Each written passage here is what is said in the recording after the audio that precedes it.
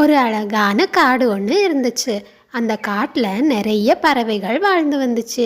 அந்த பறவைகள் ஒன்றுக்கொன்று ரொம்பவே பாசமாக இருந்துச்சு. ஒரு நாள் அந்த காட்டு வழியா ஒரு அழகான ஏஞ்சல் போனாங்க. ஏஞ்சல் போய்கிட்டே இருக்கும்போது அவங்க கண்கள் ஒரு மரத்து மேலே விழுந்துச்சு. அதில் ரெண்டு பறவைகள் ரொம்பவே சோகமாக இருந்தாங்க. ஏஞ்சல் மெதுவா அந்த பறவை கிட்ட போனாங்க. என் ரெக்கைகள் ரொம்பவே பலவீனமா இருக்கு. என்னால இந்த நேரத்துல பறக்க முடியல. என் குழந்தைகள் ரொம்ப பசியா இருக்கு. கடவுளே, எனக்கு தயவு செஞ்சு உதவி பண்ணுங்க. அந்த சின்ன பறவை ரொம்பவே சோகமா இருந்ததை கேட்டு ஏஞ்சல் அவங்களுக்கு உதவி பண்ணலான்னு நினைச்சாங்க. பாவம் இந்த பறவை குழந்தைகள், என்னால இவங்களுக்கு கண்டிப்பா உதவ முடியும். நான் இன்னைக்கு இவங்களோட பசிய போக்குறேன். ஏஞ்சல் அந்த குட்டி பறவைகளுக்கு உதவி செய்யலான்னு முடிவெடுத்தாங்க. அதனால் ஒரு கிளியாக மாறி ஒரு கூடை நிறைய பழங்களை கொண்டு போய் அந்த குருவிகளுக்கு கொடுத்தாங்க. அம்மா குருவி பழங்களை பார்த்ததுமே ரொம்பவே சந்தோஷப்பட்டுச்சு. நீலக்குருவியே, இந்த பழங்கள் எல்லாம் உனக்கு தான். நீ இந்த பழங்களை சாப்பிட்டு உன் குழந்தைகளுக்கும் கொடுத்து பசிய தீர்த்துக்கோ. ரொம்ப நன்றி கிளியே. உங்களோட இந்த உதவியை நான் என்னைக்குமே மறக்க மாட்டேன். கிளி வடிவத்தில் இருந்த தேவதை அப்புறமா அந்த குருவி வீட்டில் இருந்து கிளம்பி போனாங்க.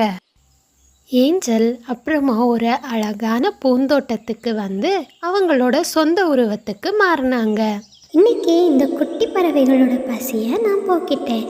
இது மாதிரி கொஞ்ச நாள் இந்த காட்டில் இருக்கலான்னு நான் ஆசைப்படுறேன்.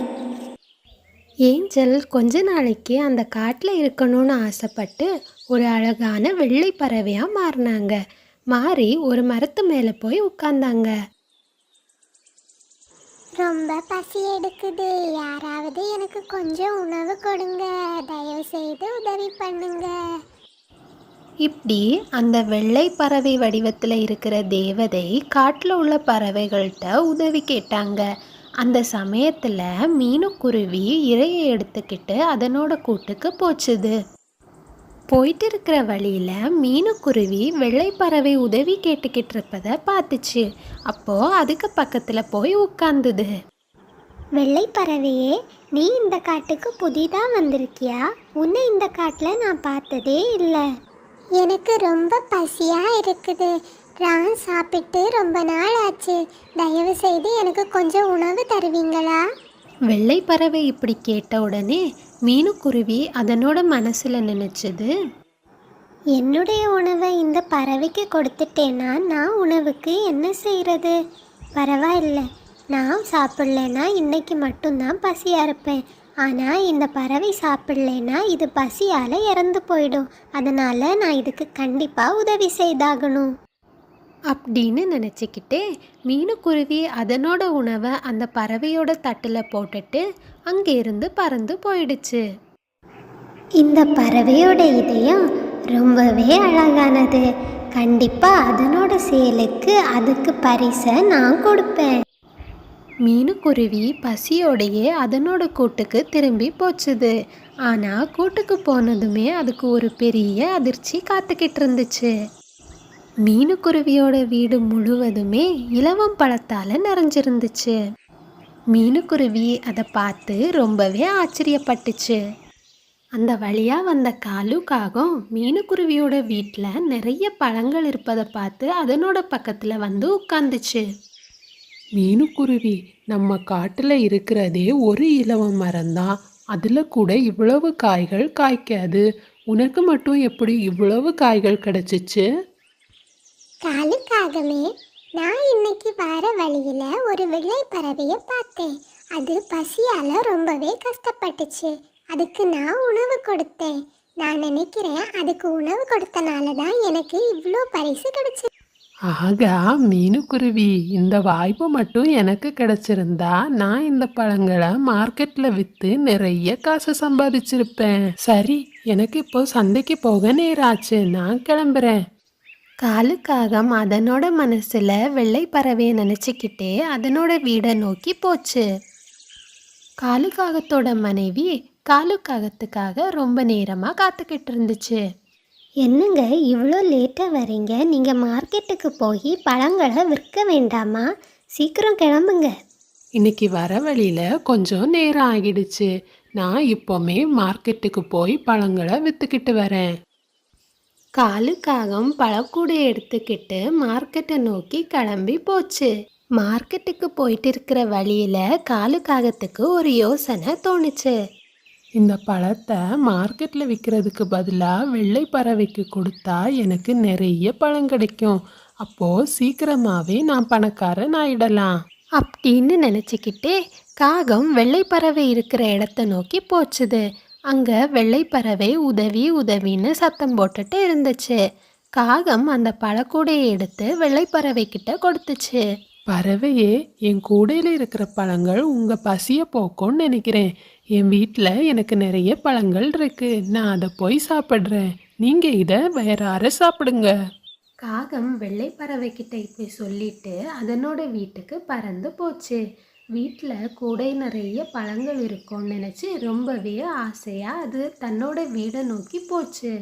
ஏஞ்சல் அவங்களோட சக்தியால் வீடு முழுவதும் பழங்களால் நிறைய வச்சாங்க.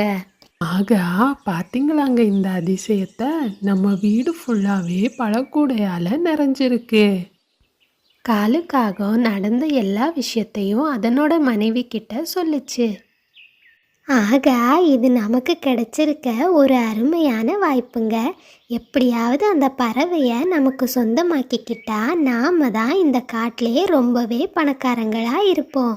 நாளைக்கு நான் சொல்கிறபடி நீங்கள் செய்யுங்க. மறுநாள் காலையில் காலுக்காகம் அதனோட மனைவி சொன்னது மாதிரி வெள்ளை பறவையை ஒரு கூண்டில் அடைச்சி அதனோட வீட்டுக்கு கொண்டு வந்துச்சு. வெள்ளைப்பறவை, எங்களுக்கு இப்போ நிறைய ப்ளூபெர்ரிஸ் வேணும். நீ இப்போ உடனே எங்களுக்கு அதை தந்தாகணும். காகம் இப்படி கேட்ட உடனே வெள்ளைப்பறவை நிறைய ப்ளூபெர்ரிஸை காகத்துக்கு கொடுத்துச்சு. தயவு செய்து என்னை விட்டுடுங்க. நான் தான் நீங்கள் கேட்டதை கொடுத்துட்டேன்ல. கூண்டிலிருந்து விடுவிக்கும்படி வெள்ளைப்பறவை காகத்திடம் ரொம்பவே கெஞ்சி கேட்டுச்சு. ஆனால் காகங்கள் வெள்ளைப்பறவையை கூண்டிலிருந்து விடுவிக்கல. என்னங்க, நீங்கள் இந்த பழங்களை கொண்டு மார்க்கெட்டில் வித்துட்டு வாங்க. நான் இந்த பறவையை பார்த்துக்கிறேன். காலுக்காகம் ப்ளூபெர்ரி எல்லாத்தையும் எடுத்துக்கிட்டு மார்க்கெட்டுக்கு கிளம்பி போச்சுது. வெள்ளைப்பறவை, உன்னால் இந்த கூட்டில் இருந்து கண்டிப்பாக தப்பிக்க முடியாது. தப்பிக்க முயற்சி பண்ணுனா உனக்கு தான் கெடுதல். நான் வெளியே போயிட்டு இப்போ வந்துடுறேன் அப்படின்னு சொல்லிட்டு காகம் அங்கேருந்து கிளம்பிச்சு. இந்த பேராசை பிடிச்ச பறவைகளோட மனசில் அழுக்கும் கெட்ட எண்ணமும் தான் நிறைஞ்சிருக்கு. இவங்களுக்கு கண்டிப்பாக நான் ஒரு பாடத்தை கற்பிக்கணும். உடனே வெள்ளைப்பறவை அதனோட உருவத்தில் இருந்து காலுக்காக்காவோட மனைவியின் உருவத்துக்கு மாறிச்சு. கொஞ்ச நேரத்திலேயே மார்க்கெட்டுக்கு போன காலுக்காக்கா அங்கே வீட்டுக்கு வந்துச்சு. ஐயோ, என்னோட இந்த நிலைமையை பார்த்தீங்களா? வெள்ளைப்பறவை என்னை கூண்டில் அடைச்சிட்டு அது தப்பிச்சிடுச்சுங்க. தயவு செஞ்சு என்னை கூட்டில் இருந்து வெளியே எடுங்க. காலுக்காகம் பறவையை கூட்டிலேருந்து விடுவிச்ச உடனே பறவை அதனோட சொந்த உருவத்துக்கு மாறிச்சு. இதை பார்த்த காலுக்காகம் அப்படியே பயத்தில் உறைஞ்சி போய் நின்றுச்சு. ஏஞ்சல் வெளியே வந்தோடனே 2 காகத்தையும் பாம்பா மாற்றிட்டாங்க. நீங்கள் இருவரும் மிகப்பெரிய தவறிழைத்து விட்டீர்கள். இதற்கான தண்டனை உங்களுக்கு கிடைத்தே தீரும்.